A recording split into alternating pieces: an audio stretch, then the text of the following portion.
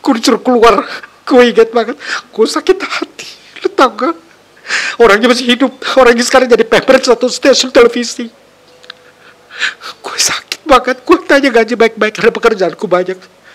Lu gak senang kerja, lu mau kerja butuh-butuh, lu mau keluar aja.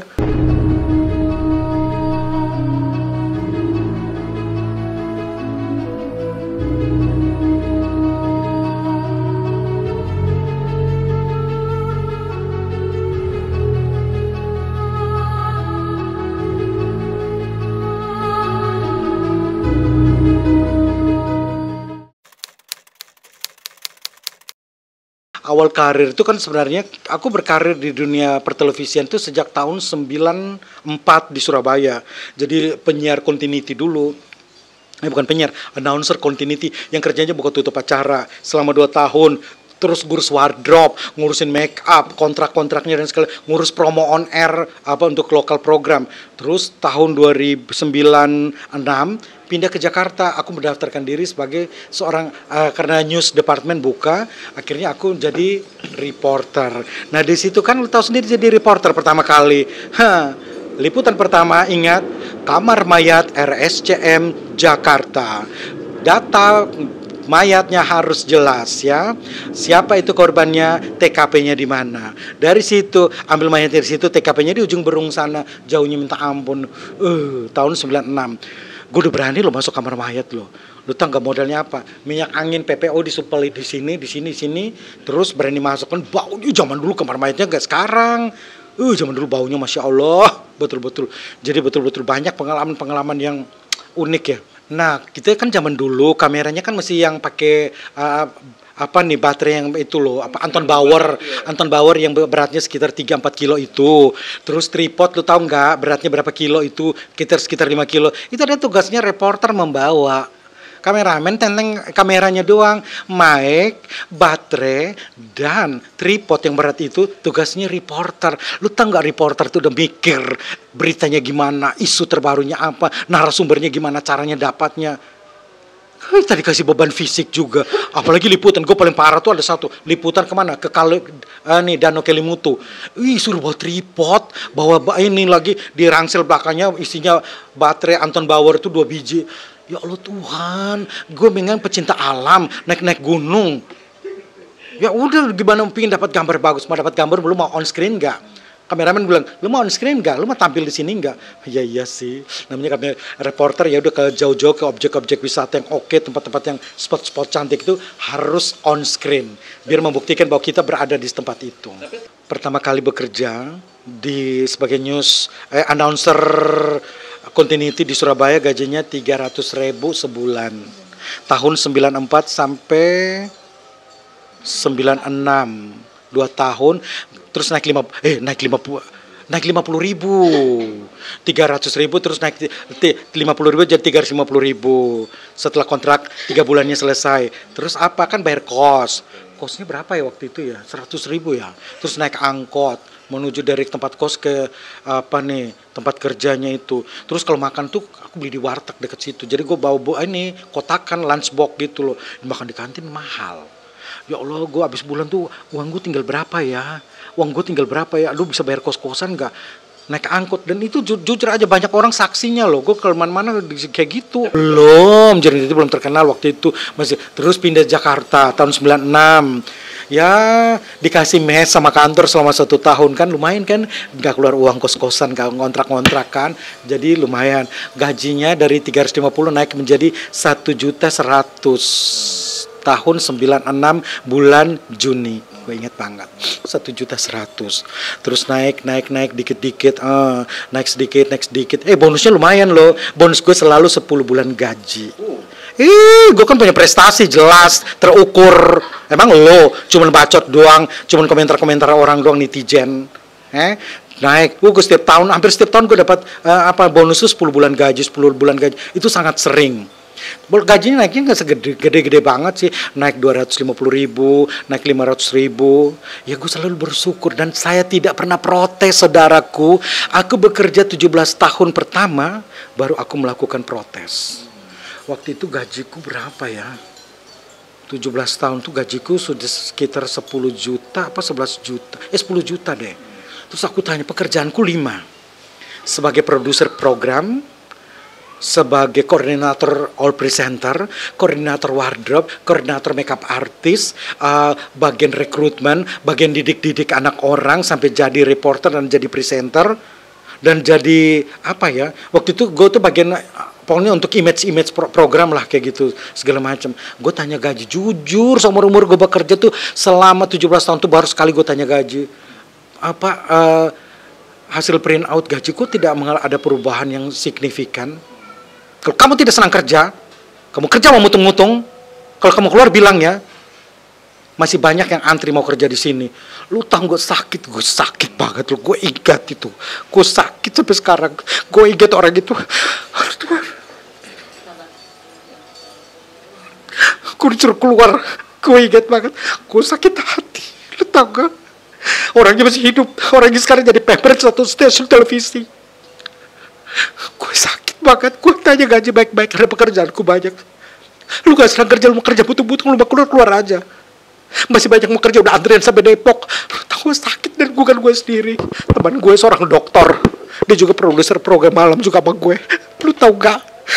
Tensinya naik 80, lu tahu gak? Malam itu juga gue harus menenangkan dia, dan juga harus menenangkan diriku sendiri. Lu tahu program yang gue pegang tuh share-nya bisa 40. Mana ada program berita share-nya 40. Aduh, gue sakit, gue kelihat itu, gue sampai sekarang ya lo Tuhan. Gak apa-apa. Itu masa paling pahit ya? Paling pahit tuh gue gara-gara tanya gaji. Padahal selama 17 tahun gue kerja, gue tidak pernah tanya gaji, lo tau gak? Sakit, gue kelihat itu ya lo Tuhan, ya udah memang rezeki aku segini, aku terima aja. Sakit banget, jujur gue sakit. Itu tuh terngiang-ngiang sampai terekam di otak saya sampai mati. Gue salah apa? Setelah 17 tahun kerja, kan aku kerja 19 tahun 3 bulan. Dedikasi 100%. Ya udahlah, namanya gue kerja kan totalitas. Yang penting share dan program gue bagus. Share dan program gue tuh menyelamatkan wajah seluruh karyawannya di mata owner. Aduh, kenapa gue ingat lagi masa lalu? Gue kalau ingat gitu, gue digituin, ya Allah Tuhan. Gue udah kayak babu gitu loh, tau gak? Gue datang ngemis naikin gaji. Aduh gila, itu gue ingat banget, orangnya masih hidup kok. Dan disaksikan oleh temannya dia juga. Tapi gue selalu bersyukur, ya Tuhan, memang ini rezeki gue, ya gue terima. Memang rezeki gue hanya sampai di situ, ya udah gue terima. Dan bukan gue sendiri, itu teman gue juga. Dia orang tua. Waktu itu umurnya udah 50-an. Gue kan umur 45 sekitar itu. Gue masih kuat, gue bisa nahan kontrol emosi gue. Dia anaknya 2 kuliah lagi di Surabaya. Terus yang satunya dapat beasiswa kuliah lagi di Amerika. Lu bayangin aja, minta tanya gaji aja kita digituin, disuruh keluar. Gue sakit banget lu. Itu gue betul gue ingat banget lu. Itu tahun 2012. 2011. Tapi dia bilang, ya udah nggak apa-apa. Itu adalah salah satu pemicu gue sakit hati. Ya udah gue tahan aja. Ya mudah-mudahan ada kesempatan. Gue hanya berdoa, dari Tuhan memang ini rezeki aku, ya gue terima aja. Akhirnya sampai terakhir gue mau keluar. Ya udah, gajimu nanti ditambah 1 juta. Paling tinggi satu stasiun TV. Dinaikin. Ya gue udah terlanjur, gue udah bikin surat resign. Aku minta maaf, aku resign, tidak bertemu langsung. Tapi aku kirim lewat email. Karena aku gak sanggup untuk bertemu langsung. Karena aku udah merasa kayak keluarga semua. Aku termasuk yang paling tua, paling senior. Kan aku angkatan pertama di situ. Sudahlah, masa lalu. Yang saya rasakan, saya dijadikan meme. Baik itu berita-berita kriminal, berita-berita politik, berita orang bunuh diri, orang gantung diri, orang putus cinta, orang mau mati dan segala macam. Selalu sekarang tuh paling banyak tuh Pak Parodi berita-berita bahasa Jawa. Lu itu masa kucing sama kucing gitu, wik gitu, masa yang baca berita gue? Terus yang itu kebo sama kambing gitu-gituan, wik visualnya, videonya gue yang waktu gue siaran. Ya udahlah, aku tuh selalu ambil yang hal-hal yang positif. Aku paling suka meme. Dan satu, gue pengen ketemu dengan kreator meme itu loh. Jujur aja, aku tidak bermaksud jelek untuk kalian. Aku pengen berteman dengan kalian. Aku senang banget kalian buat aku seperti itu. Minimal kalian masih ingat dengan saya. Ya, dengan meme itu membuat aku ada hiburan dan banyak orang akhirnya kirim meme-nya itu lagi ke saya. Udah bertahun-tahun ada yang nggak file, simpan meme tentang Jeremy Tete itu aneh-aneh bin ajaib semua. Ya, Nah pemirsa, Anda tahu dong lidah buaya? Anda pernah mencobanya? Atau mungkin Anda pernah memakainya? Ternyata lidah buaya itu bisa dibuat sesuatu yang manis, semanis diri Anda. Anda mau coba permen lidah buaya? Rasanya buaya banget. Anda mau coba kan? Ini buayanya. Kalau pencapaian aku jujur aja, aku orangnya hidup 50% salary harus di-save, harus disimpan. Itu adalah prinsip hidupku, walaupun gaji cuma 300.000, tapi gue berusaha kalau bisa 150.000, 50%-nya tuh gue harus nabung. Karena gue nggak ada duit, gue mau minta sama siapa? Ya udah. Jadi dan gue tidak punya kartu kredit. Gue ini konservatif man. Dan gue tidak punya utang. Semua barang gue beli cash. Gue mau beli rumah, beli mobil, mau beli kontrakan, gue mau beli apartemen, semuanya gue beli cash. Gue tidak mau utang karena gue tidak mau tiba-tiba di tengah jalan gue nggak sanggup bayar, gue ditagih-tagih orang. Nah itu. Sampai hari ini apa aja yang sudah rumah, mobil, tanah, atau mungkin bisa cerita sedikit? Ya rumah ini aku kerja setelah aku resign. Dulu kan yang masih standar seperti yang ada di depan sini. Ini aku kerja resign 3 bulan. Aku kerja bisa bangun rumah ini. Aku ngumpulin kan kerjaan nggak pakai waktu. Udah berangkat malam, pulang pagi, pulang besok, pulang lusa nggak masalah. Yang penting gue kerja, ngumpulin sebanyak-banyaknya. Ya kerja, dapat rumah ini, bisa beli mobil satu lagi, bisa beli kontrakan. Ya gitulah. Pengamen kemana-mana. Dibilang ini jet lag sih enggak. Aku kembali menata hidupku untuk healthy lifestyle. Karena dulu aku bekerja dengan melawan jam kerja, jam biologis. Di mana orang tidur, saya harus bekerja. 7 tahun pertama. Dari 96, selama 7 tahun, aku harus berangkat kerja jam 3 subuh. Pulangnya nggak tentu waktu, mau siang, mau sore, mau malam. Selanjutnya, 2 tahun apa 3 tahun kemudian aku kerja normal. Selanjutnya, 6 tahun terakhir ya, aku kerja malam, masuk sore, pulang tengah malam, sekitar jam 2, jam 1 gitu baru pulang ke rumah. Nah seperti itu, sampai rumah udah jam 2, jam 3.